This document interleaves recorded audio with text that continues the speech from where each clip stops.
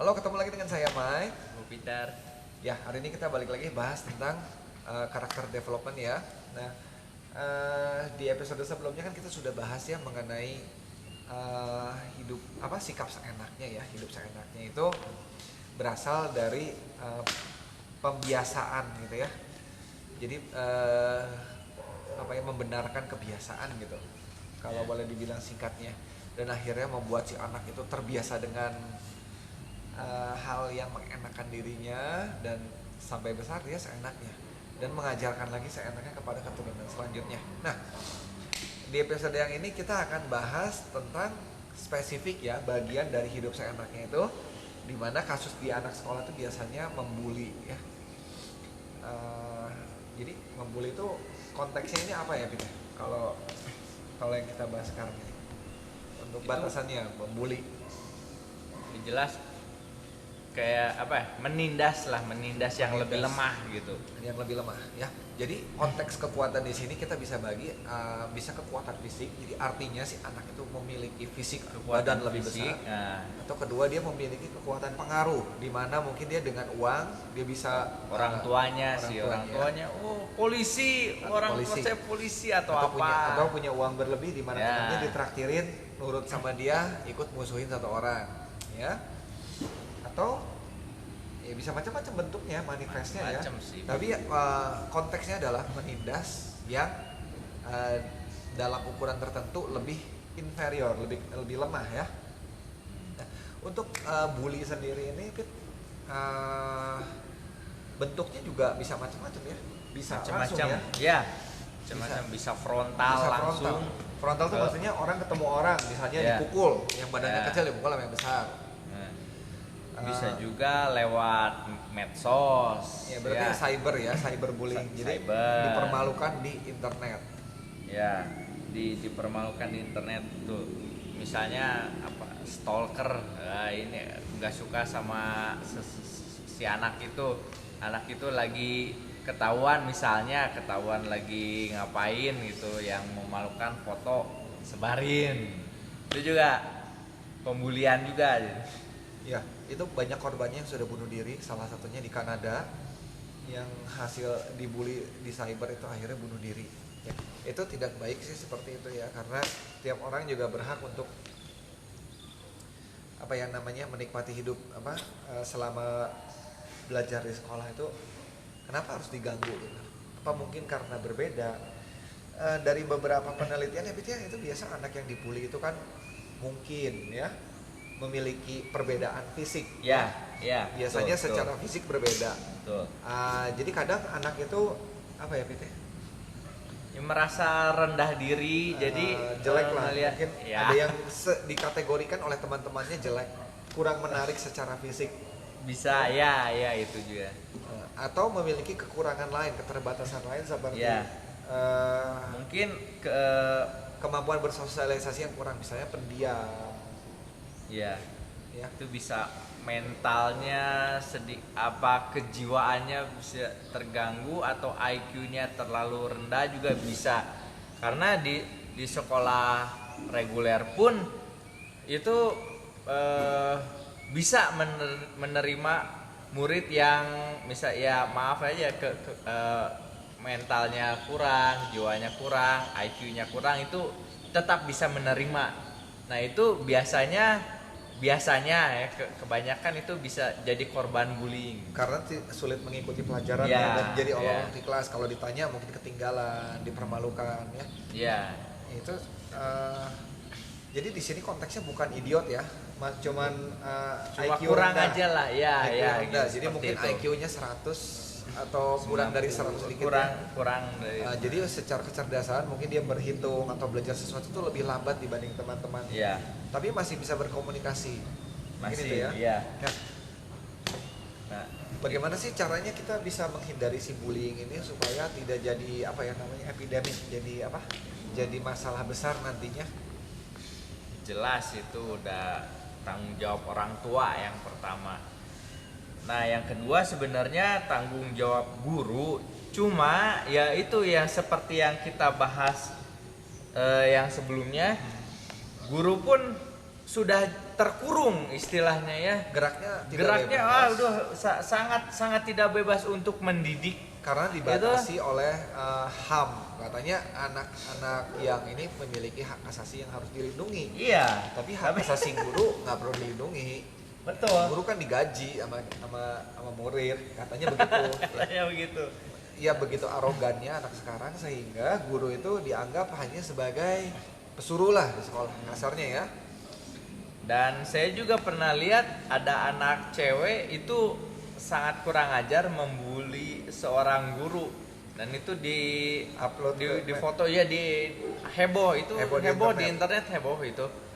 Jadi guru di apa seolah-olah si murid itu tuh mau nonjok guru, terus joget-joget mantatin guru seperti itu. Itu saya nggak tahu apakah gurunya itu mungkin sangat ketat aturan itu, tidak boleh sangat tidak boleh memarahi anak atau bagaimana, saya nggak tahu itu. Cuman itulah cerminan pendidikan di Indonesia sekarang.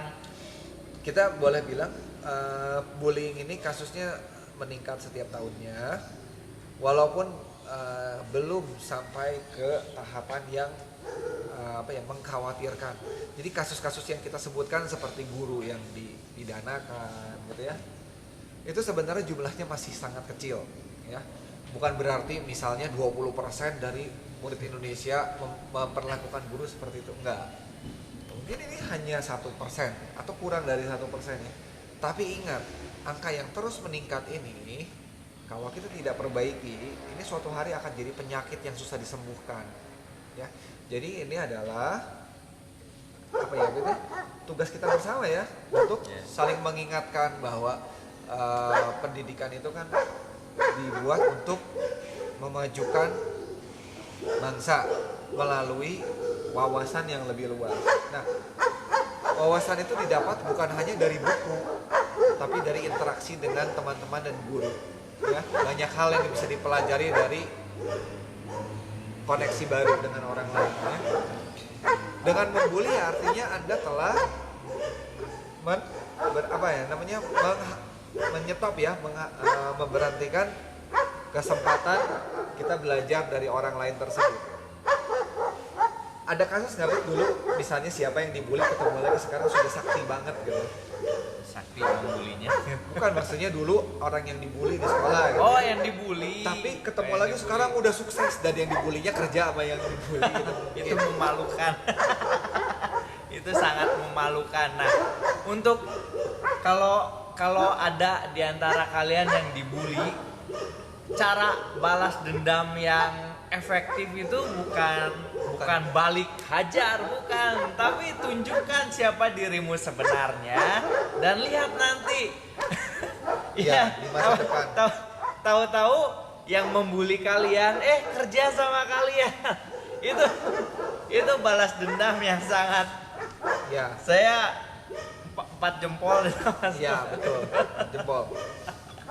Ya, Jangan takut lah itu. banyak orang-orang yang dulunya dibully dan akhirnya jadi sukses karena memiliki resilient yang tangguh ya, dimana Tangguh. dia bisa Tahu, menghadapi kesulitan itu. Jadi ordeal, kesulitannya itu bisa dihadapi sehingga membentuk dia tuh punya mental yang tidak gampang dihancurkan. Di dunia kerja dia memiliki ketangguhan yang lebih kuat, tahan terhadap komentar, tahan terhadap kritik ya, sehingga dia akhirnya karirnya bisa lebih maju karena mampu mendengarkan orang lain. Nah, mungkin kita juga bisa belajar dari korban bullying ya, seperti itu ya. Ingat ya, korban bullying itu bukan hanya karena mereka lebih inferior, tapi kadang cuma karena bentuknya mungkin gemuk, dipanggil misalnya dipanggilnya si siapalah gitu ya, si balon gitu, atau mungkin yang bibirnya lebar jadi panggilnya si ikan gitu kan, atau apalah ya, pokoknya sekenanya lah dipanggil. Itu juga bagian dari membuli yang mungkin namanya akan bisa melekat sampai tua, dan itu not cool ya, tidak bagus. Korban bullying. Nah, yang salah satu yang terkenal itu saya pernah nonton videonya Pele. pemain terhebat di dunia. Pele itu tahun 80-90-an ya. Ya itu Amerika 70 Latin. lah. Ya, Oh, Pele 70 Brazil kan? Brazil. Pokoknya Piala Amerika Latin dulu ya, Pele. Boleh cari ini generasi sekarang yang nggak tahu Pele ya. Ya, yang nggak tahu Pele, cari deh Pele. Nah, ini Pele itu bukan nama asli, tapi itu nama hinaan sebenarnya. Saya baru tahu, saya juga baru berapa minggu itu nonton. Wah, ini legend nih Pele, saya harus nonton. Begitu lihat, wah ternyata Pele itu nama bulian teman-teman. Tapi itu, nah itu balas dendam yang hebat. Apa menghina saya Pele deh, saya tunjukkan Pele. Dia jadi pemain terhebat, legend Brazil ya dulu ya. Brazil. Dia naik itu karena World Cup ya berarti. World Cup, iya dia memenangi World Cup ya karena melihat waktu itu bapaknya tuh nangis karena Brazil itu kalah di final, nangis. Si Pelenya ngomong, "Papa tenang, saya akan memenangkan Piala Dunia untukmu Papa," katanya seperti itu. Ya ceritanya menarik lah, dan itu Pele itu nama bulian. Jadi jangan khawatir yang dibully. Balas dendam yang terbaik itu tunjukkan siapa dirimu sebenarnya dan perlihatkan kepada orang lain. Ini saya yang pernah dibully, sekarang saya seperti ini. Iya, ya begitulah kira-kira. Jadi menunjukkan superioritas itu kita akan kasih kesimpulan bahwa menunjukkan superioritas itu adalah insting ya, insting dari bertahan hidup binatang ya.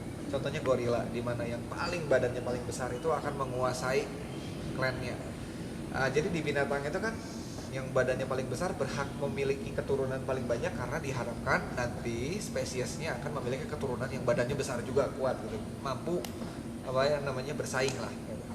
Sedangkan yang badannya lemah itu tidak dapat apa ya, tidak dapat keturunan, ya akhirnya mengurangi lah yang badannya kecil itu.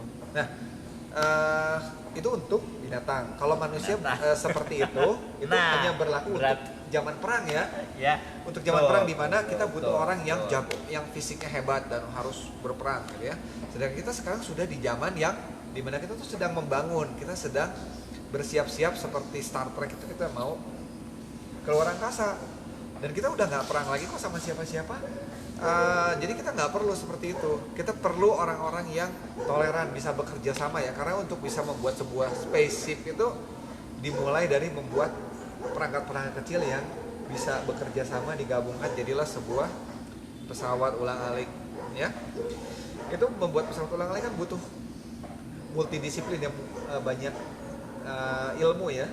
Jadi perlu banyak orang yang bisa bekerja sama. Kalau nggak bisa bekerja sama, ya kapan kita akan bisa pergi ke Mars? Ya, kita baru mengirim robot ke sana. Kapan kita akan kirim manusia? Kita butuh kerjasama.